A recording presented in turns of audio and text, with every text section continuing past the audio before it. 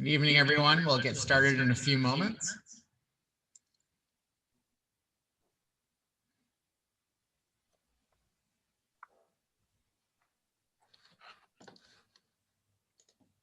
For those of you that are just joining us, we'll get started in a moment.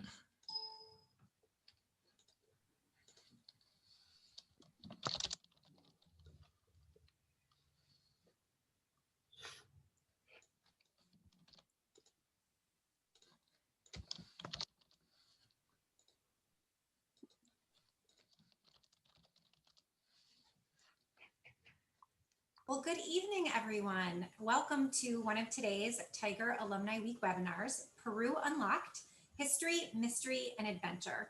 My name is Natalie Anderson, and I'm the Executive Director for Central Development at RIT, and I will be your moderator tonight. Before I introduce our other speakers, there are a few housekeeping points that I'd like to go over. All attendees have joined in mute mode. However, your questions can be entered in the Q&A box at any time throughout the discussion. We will make every effort to address all your comments and questions throughout the webinar. The webinar will also be recorded and made available in the coming weeks. A communication with how to access the recordings will be sent out and also posted on our website. If you have any technical questions, please feel free to type those into the chat box as well, and we will do our best to get you the appropriate answers. We'd like to take a minute to thank our premier sponsor, Sharp Notions, as well as our Tiger sponsor, Rochester Regional Health, for helping to make this week's programming possible. We would also like to thank our Access Services teams for helping us make this webinar accessible for all of our alumni. Real-time captioning is available within the webinar, and our interpreters will be spotlighted throughout the presentation. The pandemic has had a major impact on everyone, including our students. We thank all of our alumni and friends for the support you've given to our students during this uncertain time. And if you're interested in supporting or continuing your support, please make sure to mark your calendar for this year's Roar Day, which will be held on Wednesday. We will have giving challenges, an alumni scavenger hunt, and more. So please consider making a gift to support students who need it now more than ever. Can't wait for Roar Day? You can make your gift right now by visiting rit.edu/roar. And your gift will be counted towards the Roar Day total and help RIT achieve its $1.5 million goal. To introduce our speaker today, I'm pleased to welcome Dr. Jim Hall, Dean of University Studies and Executive Director for the School of Individualized Study. Jim? Thank you, Natalie.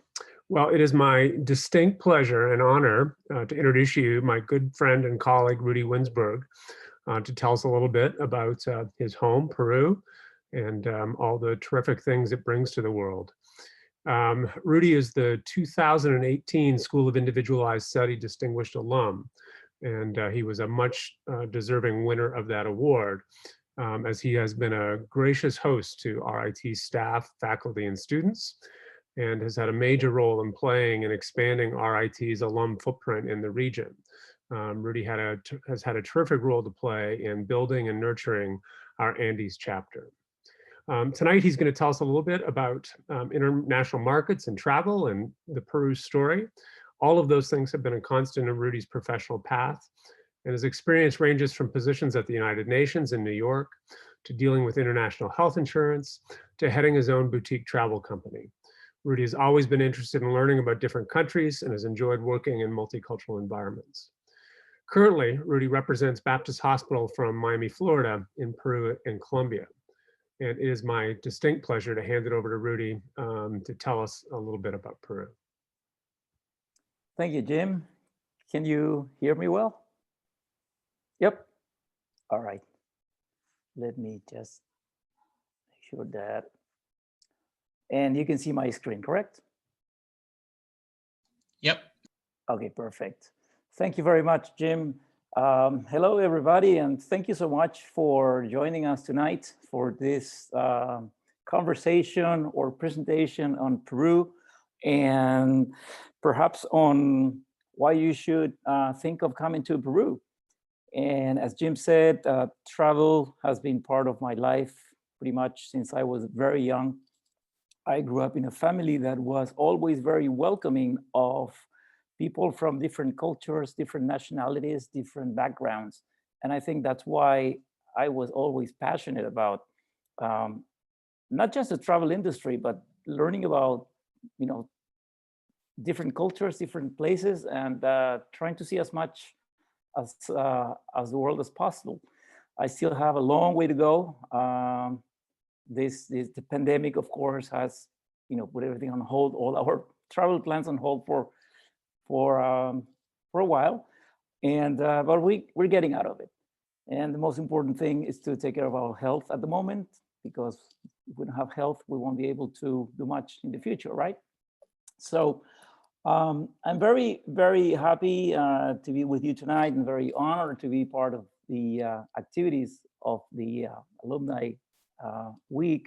And we have some poll questions that I would like to put up in advance, so that I can get a feeling of who is on the other side of the screen, and so that I can gear some of your concern, some of your the things that you would like to hear about Peru, instead of just giving you a whole presentation and then maybe open up for questions, and not having been able to touch on things that you would have been interested to hear or go into more detail.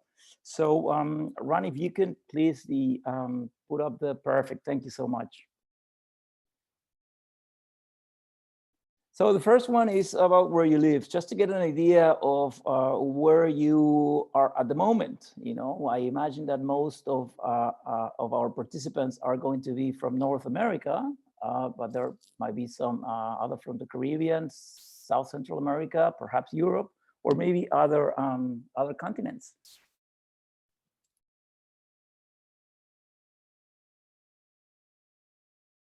Also, I would like to get an idea of when is it you planning your next trip abroad.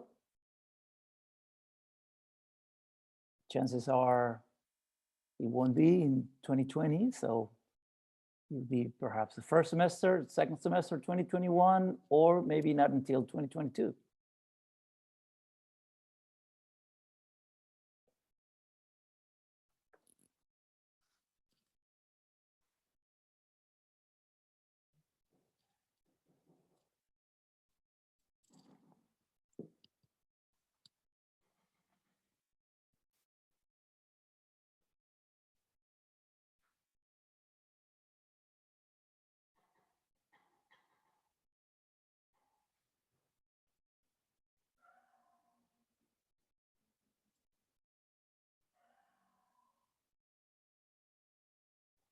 I apologize in advance for my very loud neighbor's dog.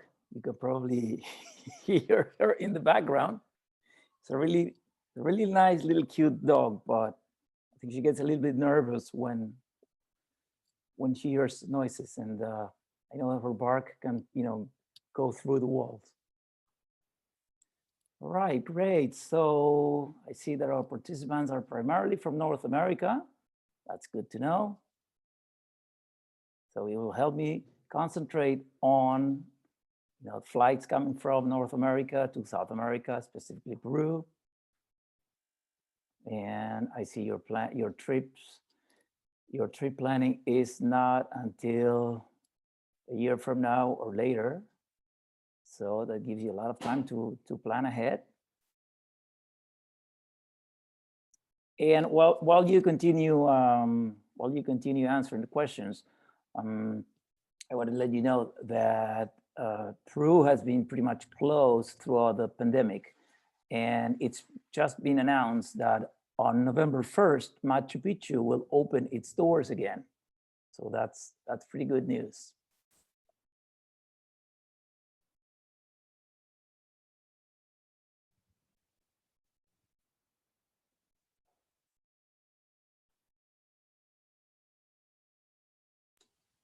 These are your final results, Rudy. Okay, perfect. Can I see the other questions? I can only see the top two. You should be able to scroll down in the box. Oh, okay. Thanks so much.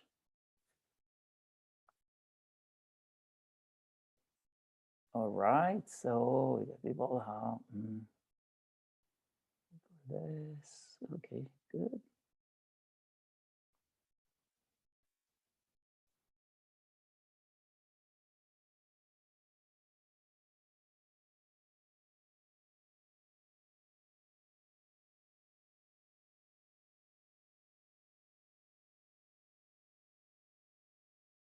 All right, great, perfect. Thank you so much for answering. I now have a better feeling of who am I talking to and what your future travel plans look like.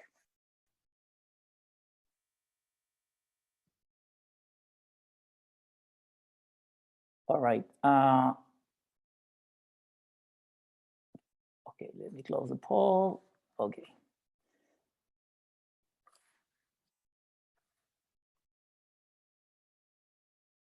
All right, so before we get started, let me tell you a little bit about what happened in Peru during the throughout the pandemic. In mid-March, the government put us in quarantine and lockdown. It lasted for about 6 months. And so we are just coming out of lockdown and quarantine.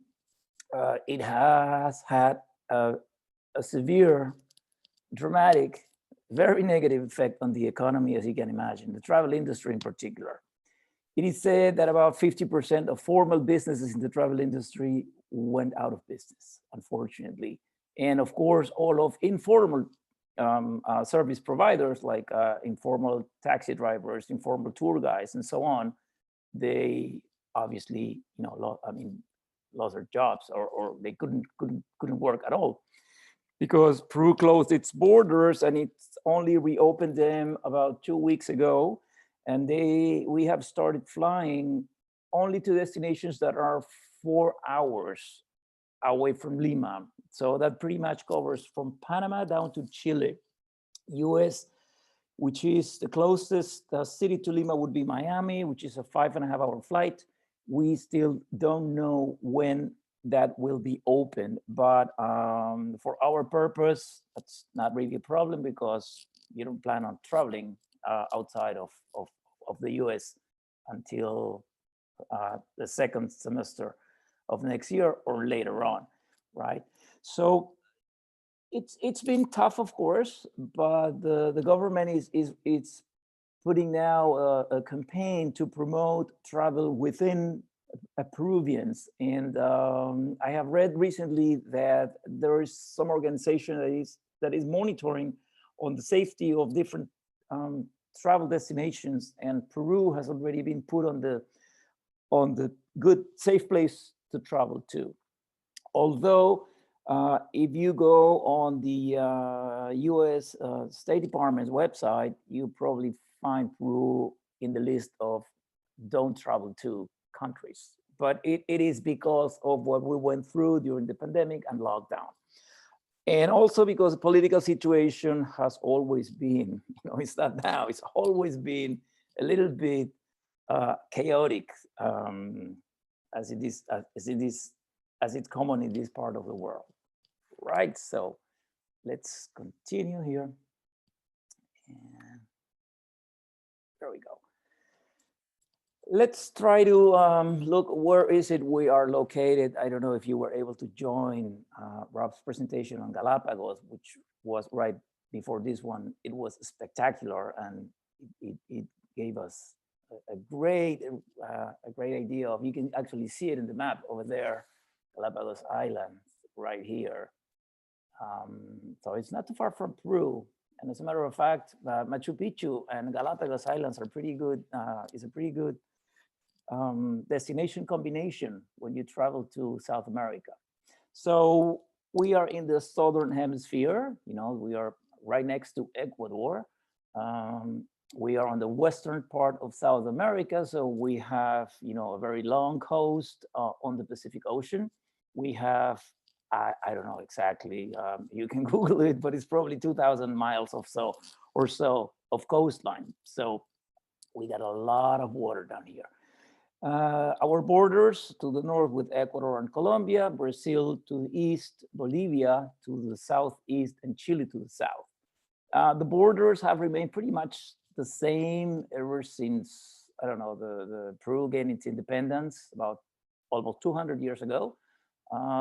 There have been a little bit of a few border disputes with Ecuador and I believe Chile and Bolivia at some point, but I don't think nothing major. Anyways, it's all in the past and it's history, and we get along quite well within our neighbors, and I think within Latin Americans, we all get along quite well. Of course, there are always jokes about, people from one nationality or the other, but in general terms, we all get along.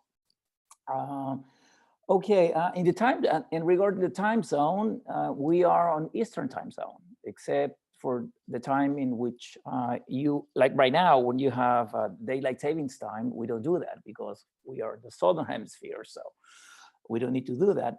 When it's summer up there, it's winter down here, right? So we don't have a lot of, it's not that we don't really have not a lot of sunlight, but it's just we don't do it. So as of, I think, early November, when you switch back to the regular Eastern time, we're gonna be again in the same time zone.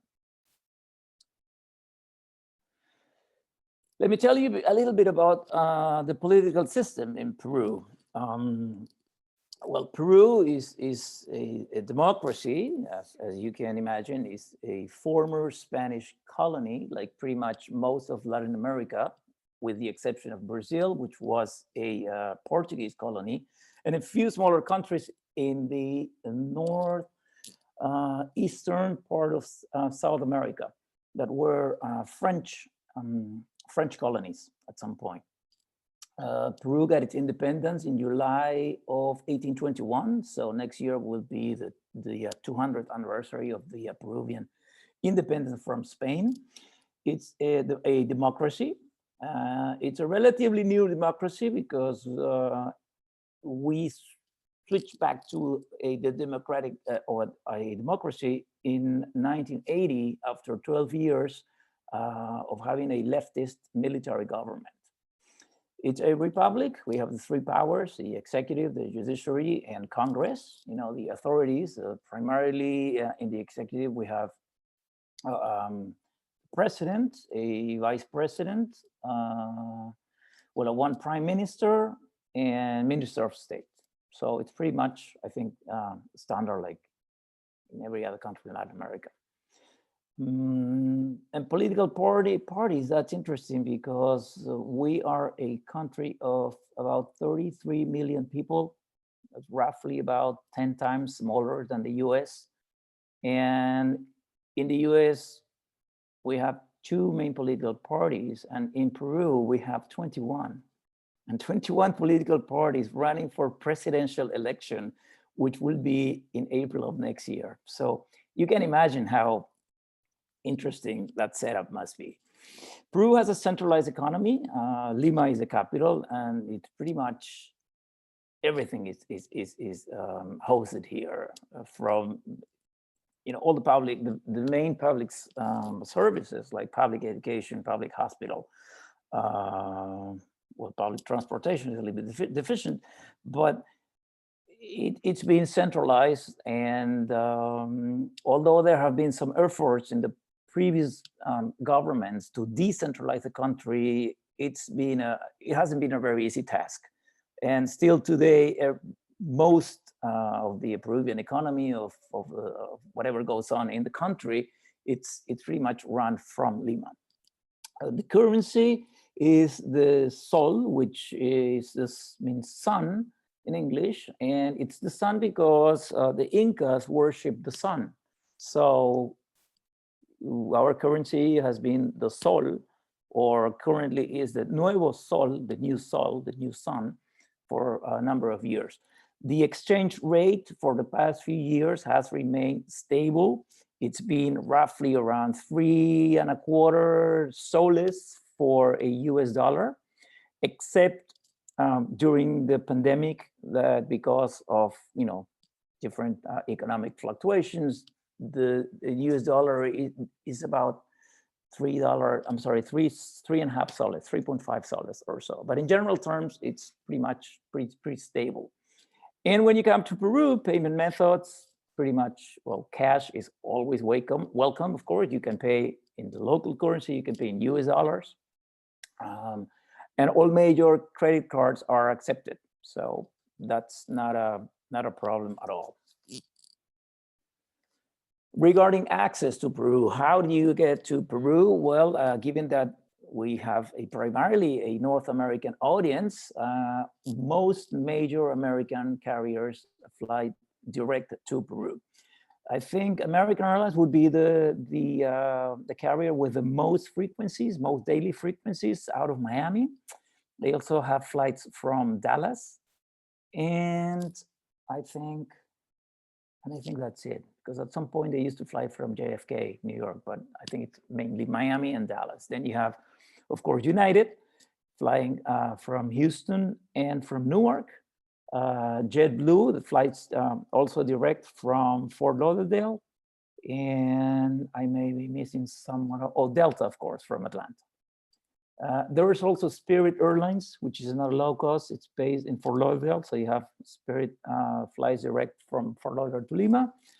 But at the moment, as I said before, there are no flights to or from the United States due to the pandemic. However, there are what it's called humanitarian or repatriation flights. So any US citizen or US residents who got stuck in Peru because of the pandemic, and the other way around for Peruvians or Peru residents staying in the US, there are what they call humanitarian flights that I think they have like a 2 or 3 flights a week frequency. And you just, you know, you can come and go with using those flights. But of course, you know, for as a tourist destination, I mean, hotels at the moment are pretty much all closed. They're starting to reopen now, so they're going through the process of their protocols, their safety protocols, their sanitary protocols, and I'm sure they're going to do just fine. But I wouldn't recommend traveling to Peru probably before the end of the year, ideally early next. But as you plan on traveling second semester and later, that works perfectly fine. Oh, and Air Canada also flies because flights direct from, I believe, Toronto. But it's Air Canada Rouge, which is like the low cost. So for some of us who might be in the Rochester area, it might make sometimes sense to fly or drive to Canada and then fly direct. But it depends on, of course, on rates and frequencies. You can arrive to Peru by land. It would be a long drive, or by sea. It would be a long voyage. We do get some cruise lines coming to that are sailing around Latin America, and they stop in Lima, of course, and then they do the Cusco, and then they stay for 3-4 days, and then they continue either north or south.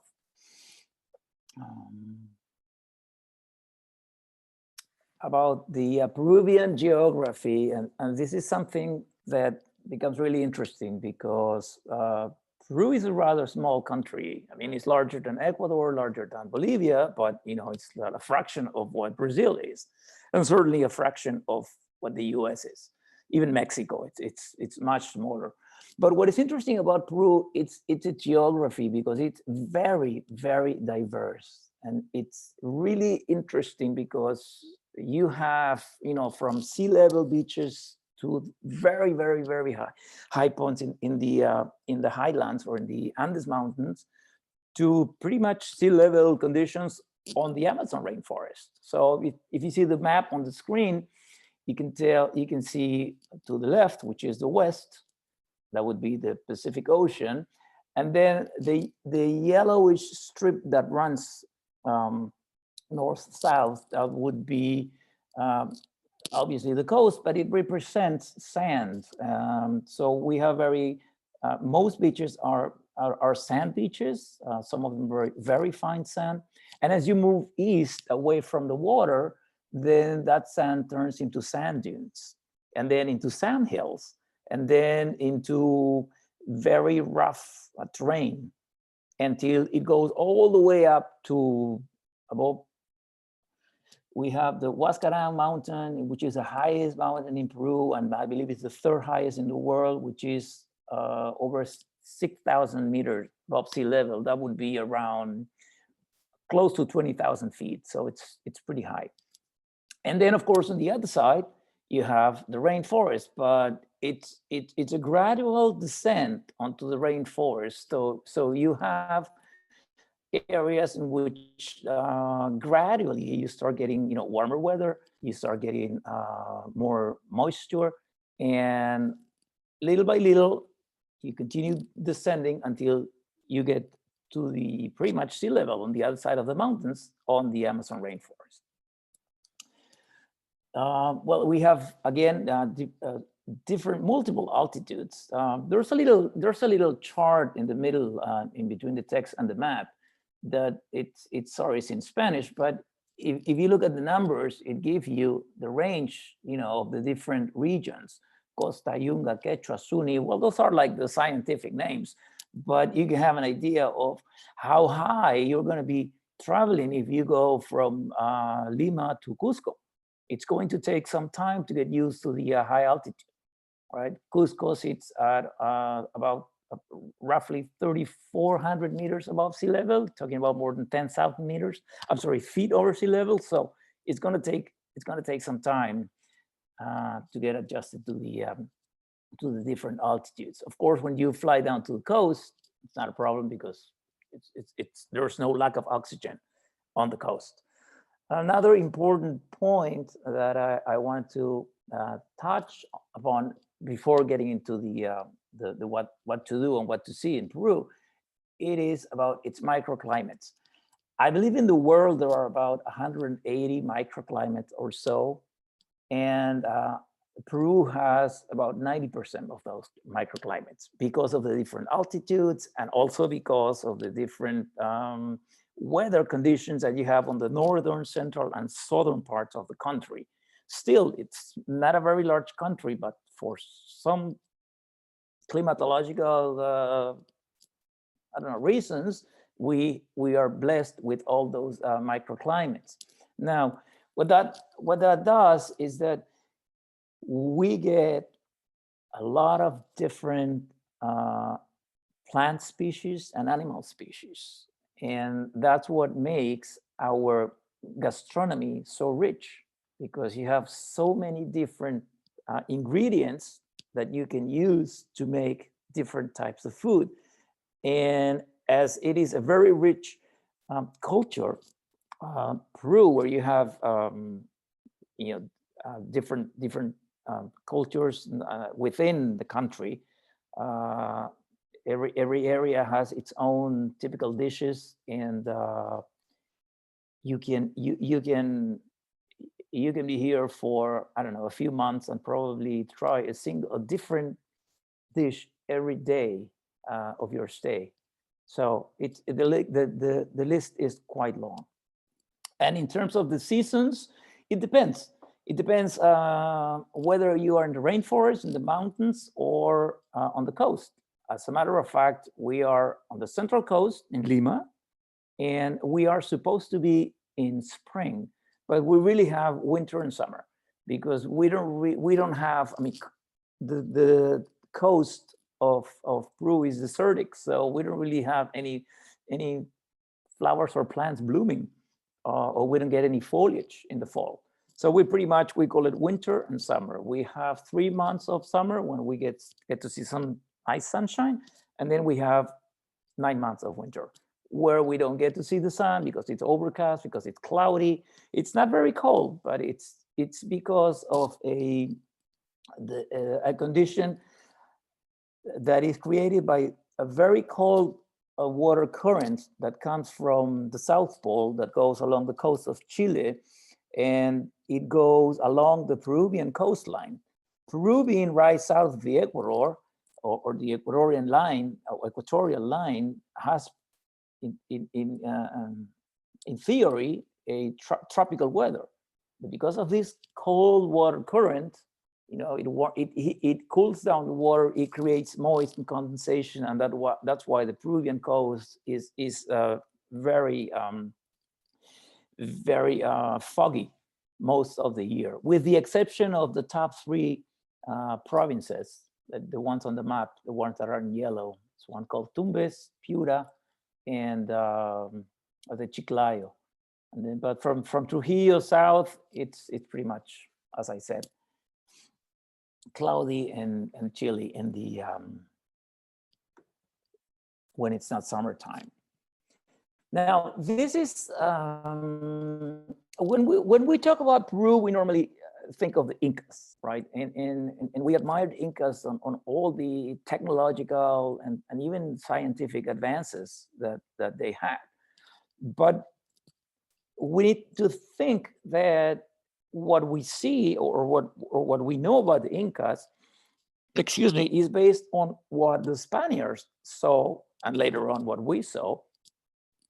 And the Spaniards arrived in Peru in the 1500s, 1532 or so. And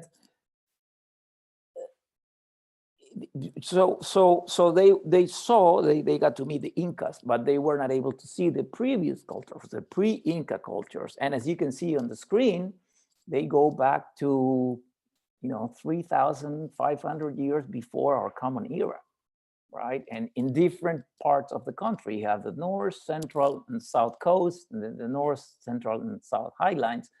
And then the Titicaca region, which is on the southeast part of the country. It's the area that borders, Peruvian area, the border with Bolivia at the moment. And the Titicaca Lake is the highest lake in the world where you can go sailing. It's a very large lake. Now, when I say the border with Bolivia at the moment, I'm not implying that there are going to be any changes or that Peru is planning on expanding over its neighbor. It's just that the original map, of course, wasn't what it is today, right? And the Inca Empire, as they call it, extended from the south of Colombia, pretty much all throughout Ecuador, of course, all of the Peruvian territory, the north of Chile, and even, I think it made it, well, obviously all over Bolivia, or a large part of Bolivia, because then you have other cultures there.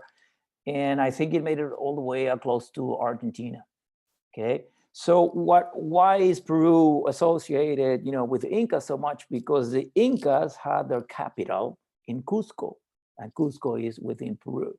So Cusco is the main or the most important Inca city, because that's where the Inca was based, and that's where they have all these archaeological discoveries that have been unearthed, and they have these amazing buildings, and that's where the Spaniards came, and that's where a lot of the interculturalization took place. Okay, there's another interesting site or culture which is not showing in this chart. It is called the Caral. It's a city that was in the Central Coast that was discovered about 20 years ago or so, and archaeologists who have studied it, they have attributed it's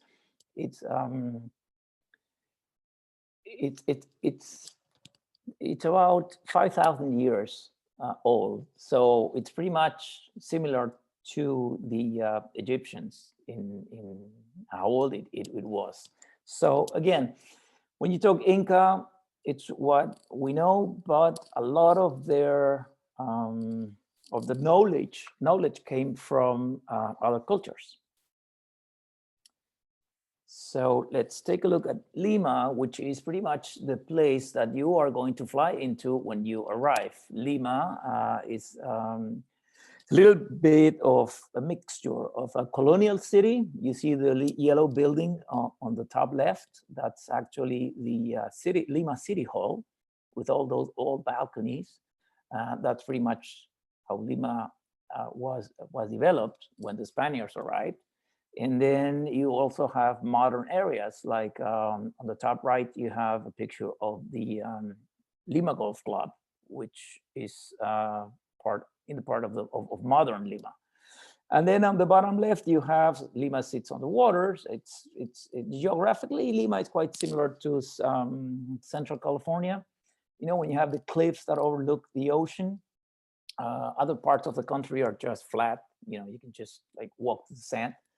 And that building over there on the left, on the bottom left picture, it's the JW Marriott, which is a very nice hotel every single room overlooks the ocean, and it's a nice place to stay. It's in the district of Miraflores, which today I would say is the most touristic district in Lima.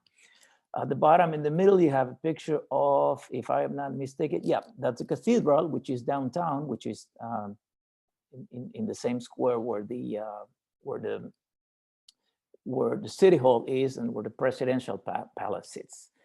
And then at the bottom right, well, you have a restaurant that it's one of our favorites of the Andean chapter. That's where we have our yearly meeting every January, except for next one, of course.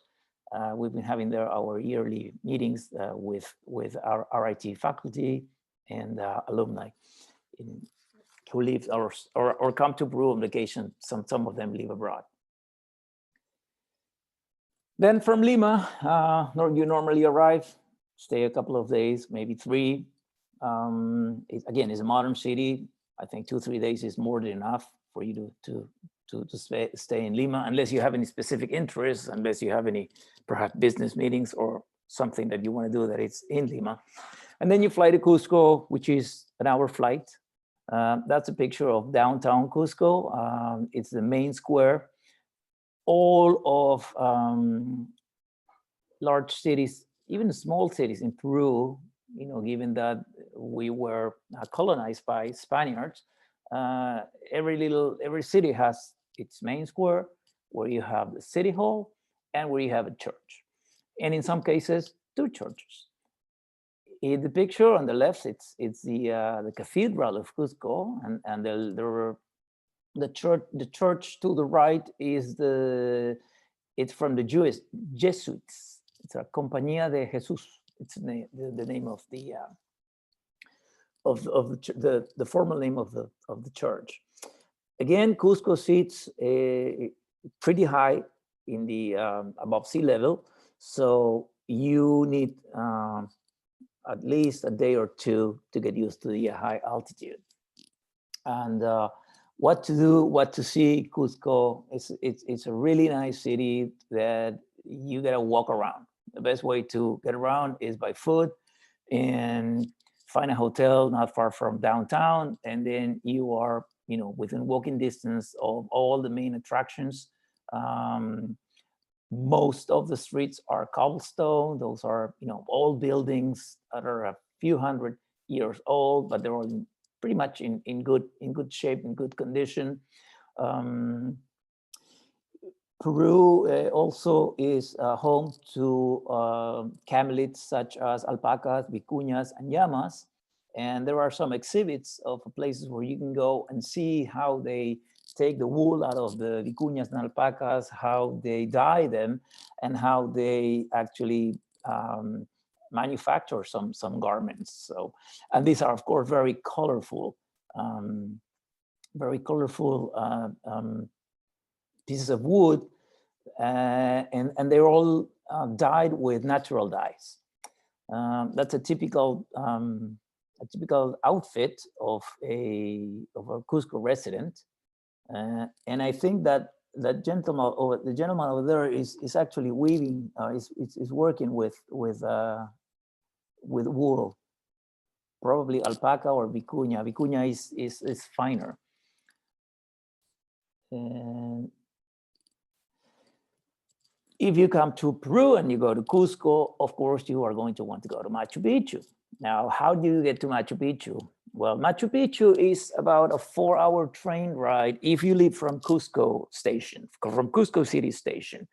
But you can shorten the distance if you drive outside of Cusco and then just take the train from the valley that goes pretty much flat straight into Machu Picchu, and you shave off about 2 hours train time. There are different services at the bottom left and right.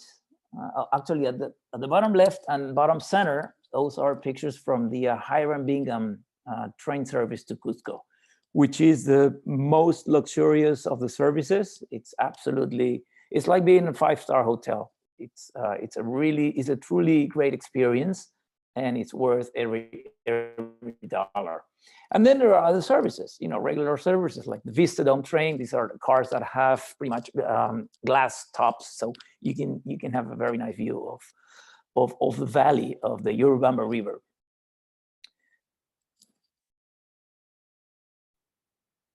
And then, of course, there's another way of getting to Machu Picchu, which is the Inca Trail, which is hiking. You can walk from Cusco City. It takes about 4 days on the Inca Trail. You can hire services that they can carry on your gear and, of course, food and tents, whatever you need to camp on the way there. Or what you can do is you can take the train to Machu Picchu, and about one station before arriving to the town of Aguascalientes, which is where Machu Picchu is located, you can just get out of the train, and it's about a 4-hour hike into Machu Picchu. So a lot of people opt for that because it's like an easy walk, and it's a great experience, a great way to see. And there's another service that does the trail or the trek to Machu Picchu. Is a company called Mountain Lodges of Peru. I know them quite well, and I definitely recommend them when anybody asks me about who should they talk to regarding going to Machu Picchu or doing the Inca Trail, because they build their own lodges along the way, and they have mastered the logistics, and they provide a really, really good service. On the bottom left of the screen, I think these 3 gentlemen are some of the porters that carry your gear, and one of them, the one in the front, is holding a coca leaf. Coca is, of course, considered a sacred plant for the Incas and for many people in Cusco, and they use it for some ceremonial rituals, and they also use it for preparing a tea, which is not considered a drug, doesn't have any of the alkaloids or all of the things that are associated with the drug cocaine.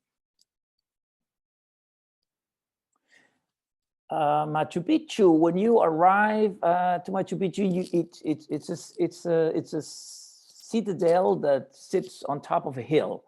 If you look at the middle picture and you see one of the part of the buildings in Machu Picchu, and all the way down at the bottom, you see the Urubamba River, right? So the train arrives at the town of Aguascalientes, as I said, which is at the bottom of the hill. And from there, you take a bus ride all the way up to the top. It's a 15 to 20 minute bus ride. It's very safe. It's very pleasant. And then when you arrive there, you must have taken your entrance, your admission beforehand, and then you take the tour. It takes about 3 hours to tour the whole complex. It's very well kept and managed, and it's extremely safe. And to this, I have an anecdote to share with you. I once took a gentleman from England to Machu Picchu, and he was very excited along the way. On the train, he was very happy. And on the bus ride all the way to the top of Machu Picchu, he was like a little kid. He was going from one window or one side of the bus to the other side, taking pictures.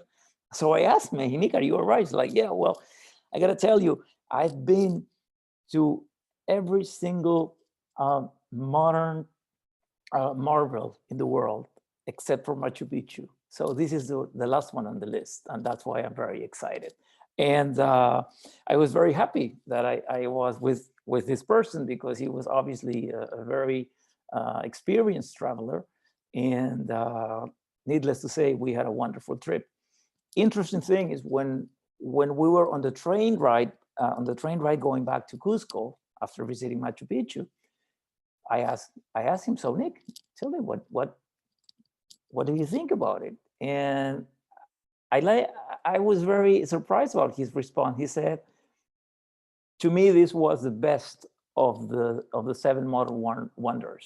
And I say, "How so?" "Well, they were special in their own way, but the train ride from Cusco, the arrival in Aguascalientes, the bus ride all the way to the citadel, the lines. I mean, it was very orderly. Everything was under control. I mean, the place wasn't overcrowded. And apparently that happens in some of the other the modern wonders of the world. So, excuse me, I was very happy to hear that because it is important for all of us when we go somewhere. We want to make sure that we go into a safe place and where there's order and that we are going to be protected, of course. On the right of the screen, you have a picture of an orchid. Cusco and the Machu Picchu area are known for having several different types of orchids. So plant lovers, bird lovers, it's like you can have a field trip in Peru. It's a lot of things to see and do. I mentioned you take the train down the Urubamba Valley into Cusco, and but along the Urubamba Valley there are many other places to see and things to do as well, because as I said, Cusco was the capital of the Incas, in the whole Inca Empire, and they built several constructions and temples, and even an agricultural experimental site or a lab. What you see on the bottom left picture is a place called Moray. And those are circular terraces that they have a difference in altitude of about 3 to 4 feet or maybe 6 feet. I don't remember exactly. And what they did in those terraces, they cultivated different types of crops. And each different terrace represented a different altitude. So if they brought plants, let's say from the coast, they would put them at the bottom or in one of the bottom terraces, because it would be easier for the plant to adapt to the weather of the highlands. And then they were moving them upwards, or they were, I guess, just playing around, to make sure they could adapt successfully different crops from different areas within the territory. And then on the bottom right, you have a picture of the Pisac market. This is a town in the Urubamba Valley. There's a very colorful market where you can go get a lot of crafts, and there are bars and restaurants around the square, and it's really fun. It's a really fun thing to do, and it's a good couple-hour visit.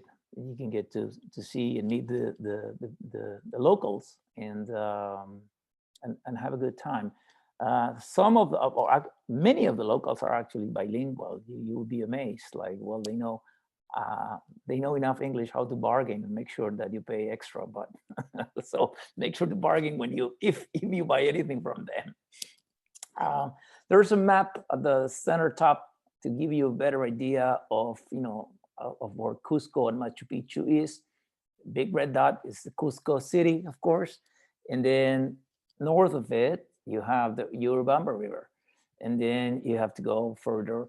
You have to go west to get to the town of Aguascalientes and to Machu Picchu. And there are listed a number of different attractions. Moray is the circular terraces that I was telling you about. Right next to it, there's a red dot, which is this is Moray. This is the picture about Moray. And then very close to it, there's Salinas de Maras. There are salt mines here, believe it or not. Yeah, at 3,700 meters over sea level. And then, well, you have lagoons and many attractions and places to go visit and things to do and see within Cusco City. This is all called the Urubamba Valley, or they also call it the Sacred Valley of the Incas.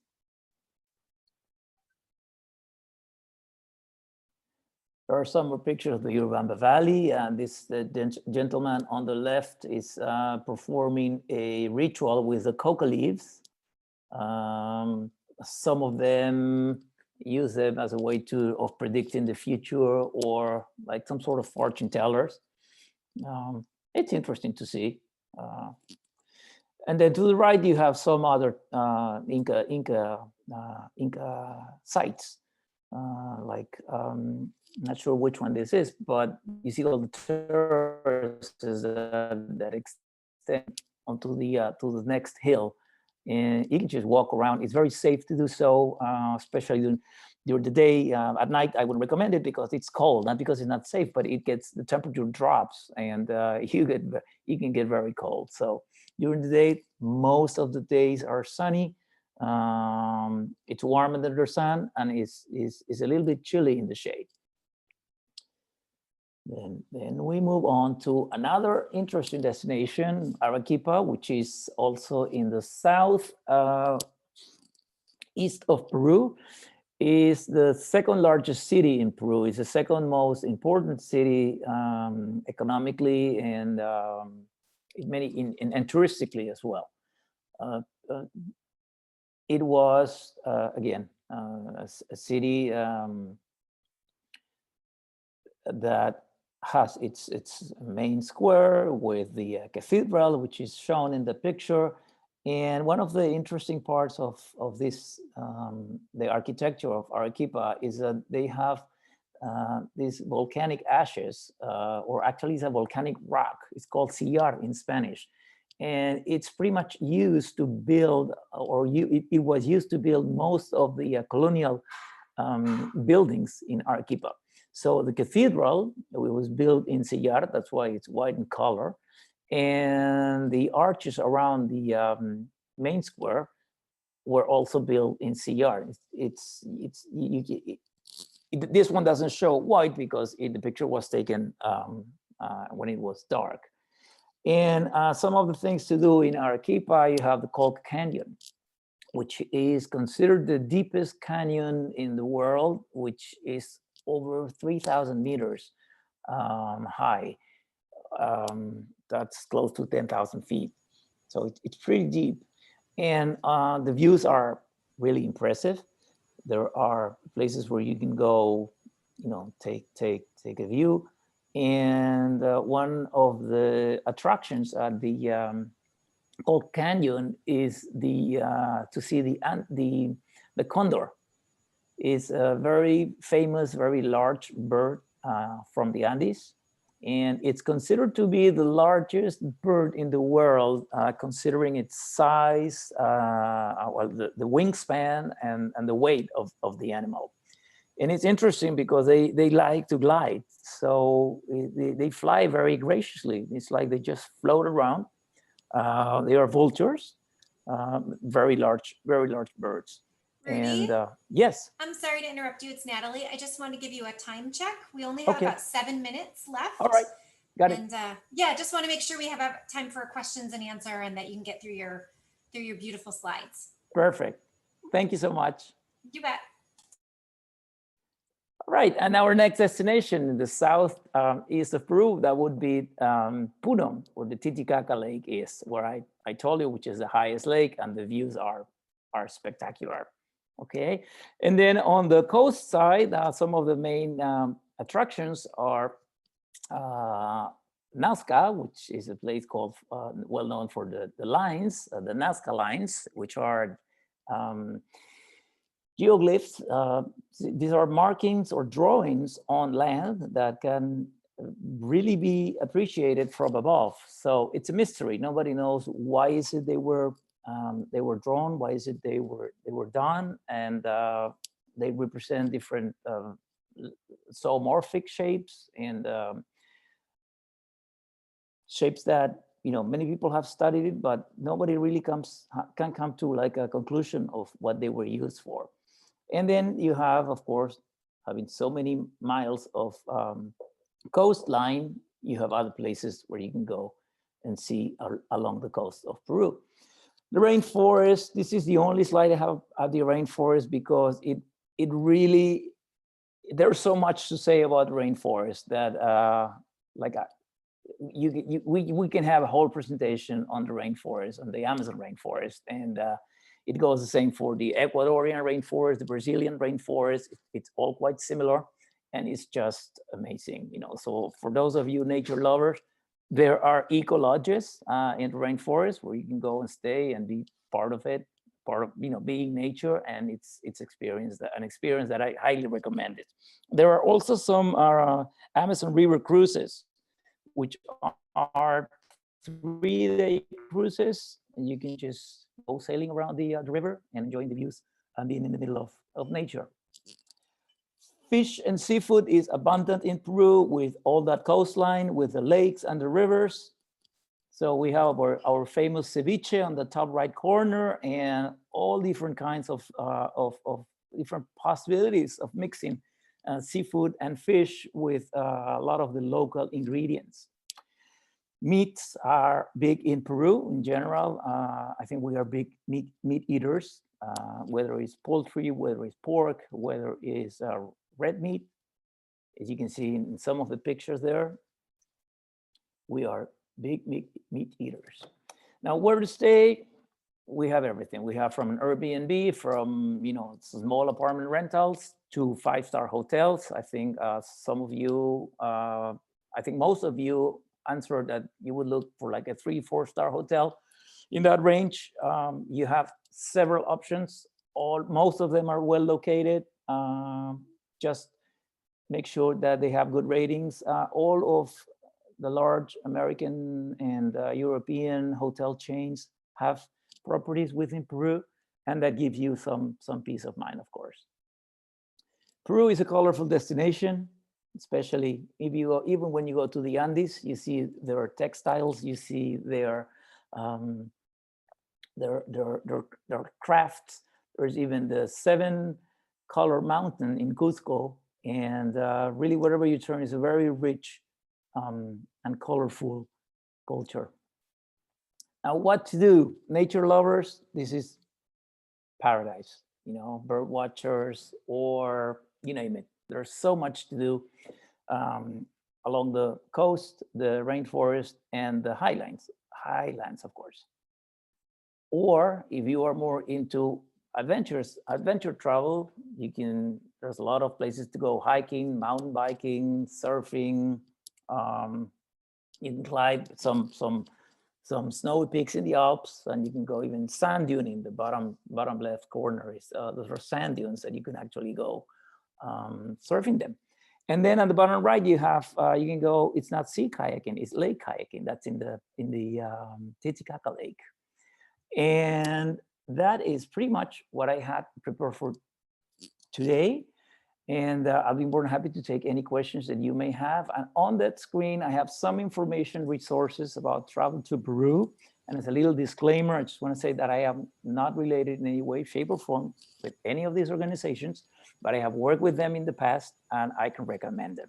Okay. And also at the bottom, you have my email address and my mobile number. You can call me, you can send me a text or a message via WhatsApp, or send me an email if you have any questions, or if you would like to get any more any detailed information, any advice, any tips. I'm more than happy to help. I am only an email or a phone call away. Rudi, thank you so very much for sharing those incredible images and wonderful information about Peru. I do want to ask if anybody does have any questions. We had one question or maybe comment early on when you were talking about the climate, and the comment was 9 months of winter, ? Remembering that we're up here in Rochester, a lot of us, and I don't know where that particular question came from, where that person is, but yeah. Oh yeah, well, I was talking about the coast, all right? Remember that is a desertic coast, and we call it summer and winter because it's either sunny or it's cloudy and foggy and a little bit chilly, but it's not a Rochester winter. So okay. with something like this, you see this beautiful sweater from the Alumni Association, a t-shirt or a shirt and a sweatshirt underneath, you're more than fine. You don't need the coldest day, you will get through with something like this. Nick has a question. He says, thanks for sharing your insights. It was really helpful. And he wanted to know your perspective on visiting the Amazonian rainforest. Are there either a part of a trip to Peru, or would you recommend doing that separately as part of a different South American tour?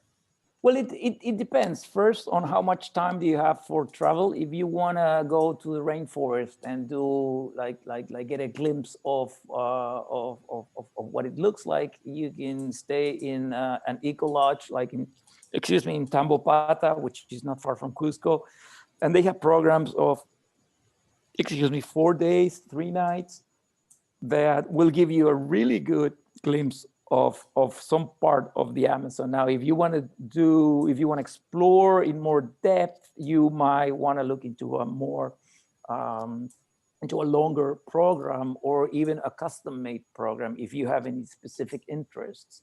But I think if you want to come just for sightseeing, getting a feel of the Amazon, if you come for a week, you can do a couple of days in Lima, maybe a couple of days in Cusco, and then 3 or the rest in the rainforest. That's great.